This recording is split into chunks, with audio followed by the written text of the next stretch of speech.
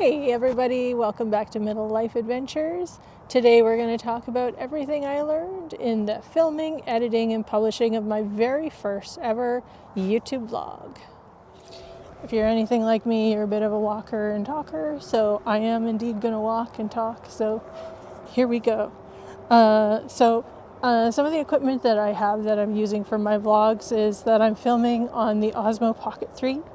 I also have the Osmo Action 4, so between those two cameras, that's what I'm vlogging on. I also have the Osmo Mini Mic, which I did not use for my first vlog, so don't judge the Mini Mic based on the first vlog you saw, because it actually was a bit MIA for that one, but we'll get into that. Anyways, first things first. I did a little bit of practice talking to the camera before I actually went and filmed my first vlog. That paid off huge in terms of my comfort level. I kind of figured out my flow, how to become comfortable, how to not feel robotic. So it went a long way. I actually ended up kind of sitting in my car at work on my lunch, doing a bunch of short, intros and just chattering away. And it didn't even feel weird, which is strange. I thought that would be the weirdest part, but it helped me when I filmed my first vlog to just get out and go, because it felt like it was my second vlog by the time I went and did it. So that's the first thing. I did a ton of research. I did all the educational videos on the Osmo Pocket 3, and despite all of that and the practice, I had gimbal issues in the field. The Osmo Pocket just really had its own ideas where it wanted to focus on. And if you watch that vlog back, you can see there are times when it just really liked the roof of the day trail kitchen area where up at McNeely's there. It really liked the roof, and I had a quite a struggle getting it to leave the roof alone. Let's look at other more interesting things in the roof. But anyway, so there's that. Let's see. The camera following, it's a bit of an art. I thought it would be a little more straightforward. Turns out to be a bit of an art, especially when you're just wanting to take some panning shots of scenery. The Pocket 3 really wants to find that one thing and stick with it. So still a work in progress. Let's see. Wind. Oh my goodness me. Wind. I picked for the windiest day of 2026 to film that vlog. And boy, does it sound like it. It was kind of hurricane force wind up in Waterton. And it got the best of me. I chose not to use the mics because I thought they'd pick it up worse. Probably a fatal flaw on my part. I should have used the mics. I should have buried them. Have my mic on today, although it's not windy at all here for the first time ever. But yeah, so I need to level up on my mic understanding and usage for sure. That will be happening. So yeah, the sound quality is my biggest regret, my biggest struggle, my biggest disappointment on my first video.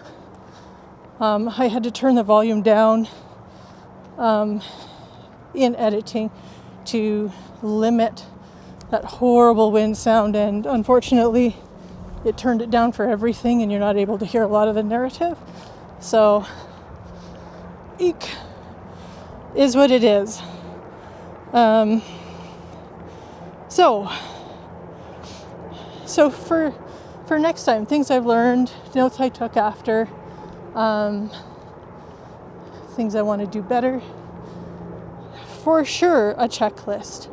I'm going to take a checklist of things I really need to make sure I get on the out in the field while I'm vlogging. I filmed no outro. I was so proud of myself for getting out there and being brave and doing my thing, and woohoo, my first vlog. Totally forgot an outro. I ended up doing a little kind of wimpy voiceover one at the end of my video. So things like that. Yeah, and also vlog that awesome lunch. Waterton has this really cool place that all the locals know, all the regulars know. It's called Wieners of Waterton. We always go, you get your Wieners of Waterton and you get your sweet potato fries. Totally missed that. Anyway, so a checklist. What do I want to make sure I catch? What footage do I feel is a must-have for the next video? When I'm researching my locations, the list will happen. Let me tell you, the list will happen. Shooting significantly more footage than I think I'll need. Big time. Yes. You never know that weird little piece of clip that you shoot that ends up being your best moment. That was the case for me. And there were a few times that I saw something and went, oh, that'd be great. And then I thought, no, I just want to get to where I'm going so I can start where I plan to start. Well, I probably missed out on some phenomenal stuff. So yeah, seize the day, right? Carpe diem, seize the day, seize the moment.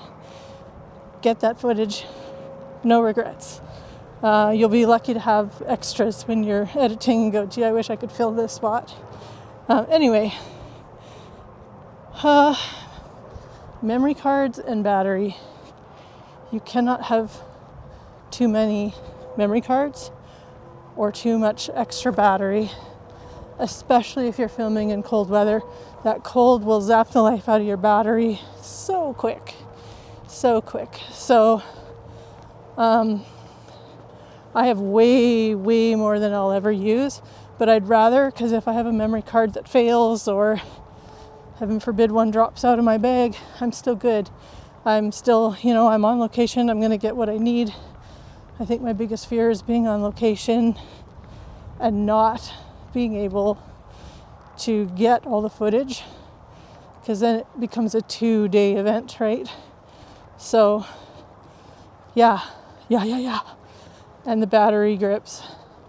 I have 3 battery grips. I'm tempted to add another just so that I, again, can get all that bonus footage that's worth its weight in gold, right? So yeah. Take a moment to show you frozen Grandview Pond, Grandview Recreational, Southern Alberta. As always, format those memory cards. While we're talking about memory cards, format them at home before you go.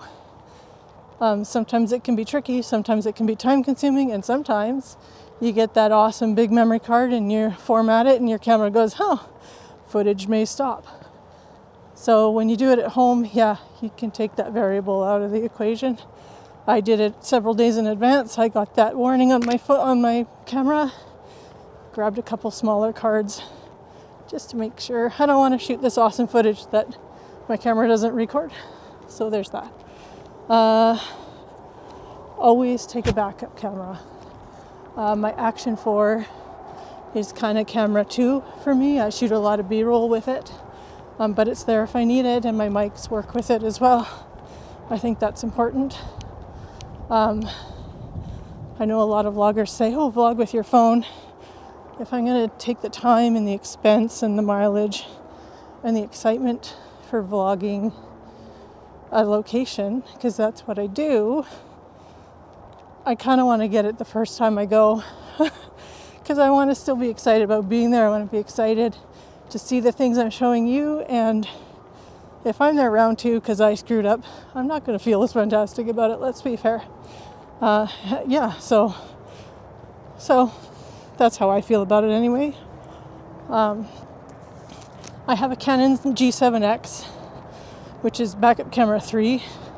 So I might be a little obsessive about it. We might have to have a chat. Yeah, just to make sure. So for editing the vlogs, because I felt the most important investment in this YouTube venture was the cameras. So I bought the cameras and then I bought an iPad. Vloggers that I follow that I enjoy their footage all use their iPad or their cell phone to edit their footage. So I thought, you know what, let's put the money into the cameras and use the iPad to edit. My decision, probably really wrong, but I'm okay with it. I'm okay with that choice. Because of that, something comes up later on, but we'll talk about it. Practice editing short clips that you take, maybe some of your practice warm-up, getting good at talking to the camera. Edit those. Edit a few of those. Because, man, that each editing app, for me, it's an app, has its own way of functioning, and learning how to use it is, for me, like getting teeth pulled. It's tricky, it's time-consuming, and you don't want to be excited about your first vlog and have your vlog footage getting kind of jammed up and funky in an unfamiliar editing app. So if you know what you're doing, that first editing round going to be a little more smooth sailing for you than it definitely was for me.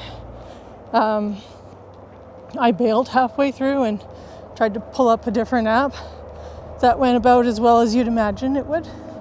So heck yeah, practice that editing software. Let's see, what else do I want to share with you? I learned, so the DJI Mimo is where you upload all of your footage from your camera. I learned that I can trim my footage right there. I can edit, kind of take the rough spots out on each of the little clips that I have. And I wish I had done that the first time. I wish I didn't learn that the hard way, but hey, benefit from what I learned.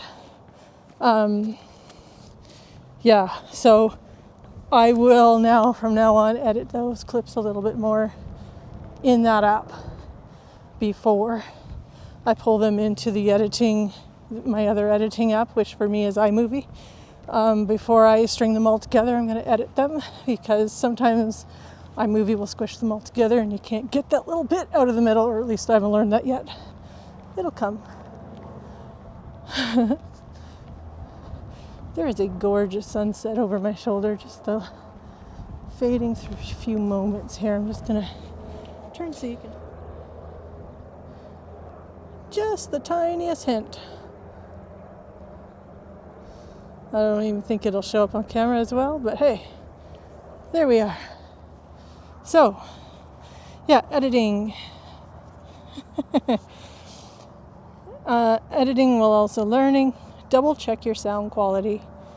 And I had seen many YouTube tutorials where they say, sound will kill you, sound will kill you. People will quit you for your sound more than your picture. People probably have quit me for my sound, because that first vlog was brutal in the sound department. So, double check it. I also realized that the way the sound was in the editing app was not what it ended up being when I uploaded to YouTube. So like, it was there and fine in the editing app. When I uploaded it, it was nothing. Like, there was nothing there, but it was too late. I'd already uploaded. So lessons learned. I'm going to make sure going forward that I have more sound there than I feel like I need, so that if it mutes down a little bit, I'm still okay and everyone can enjoy the content I intended for them to experience in the video. Let's see. Editing is time consuming. The hours flew by when I edited. It was insane how many hours. I kind of hit my frustration threshold after editing and reloading and just struggling. I called it a night, and it's the best thing I did, because when I started up the next day with my editing, it just went smoother. I was fresher. Things that were obviously right there in front of me the whole time the day before, I didn't even see them because I was tired and frustrated. I saw them the next day when I came at it fresh, so I can't recommend that enough. I saw this when I did all of my studying with YouTube to do this. I saw and heard everyone say, just go shoot your first. Just go do it. Just get it done. Go for it. Stop procrastinating. And I can echo that. Just go for it. All the studying in the world isn't going to make you smoother or fresher in that first vlog. You just have to kind of get your sea legs about it. And for me, it was fantastic because I realized, hey, I can do this better than I actually thought I was going to be able to do this. I'm more comfortable than I thought I was going to be able to be. And you know what? I really didn't care who was watching me vlog. So that was a shock because super social anxiety is something I deal with a lot. And to be able to talk to a camera around strangers, never in a million years thought I'd be able to do it. But here I am. And you know what? I almost prefer it, which is the weirdest thing. So yeah, and be patient with yourself. I have a little quote on a lot of my boards where I work, and it says, progress before perfection. And I have to remind myself of it every day. I like to put out perfect things, but you know what? We can't always be perfect. And especially when we're learning, we're not going to be perfect. So yeah, just put yourself out there, go for it, start taking those first steps in your dream, your YouTube dream, right? And there's nowhere to go but up. If you continue to be a student and you're open to learning more, you're going to get better. There's just no doubt about it. And you'll get better faster because you're out there trying it out. So that's one of the biggest takeaways for me. Let's see. So for uploading, here's the kicker. What I didn't know is that there are a lot of functionality in the computer or the laptop version that is not there for YouTube Studio app.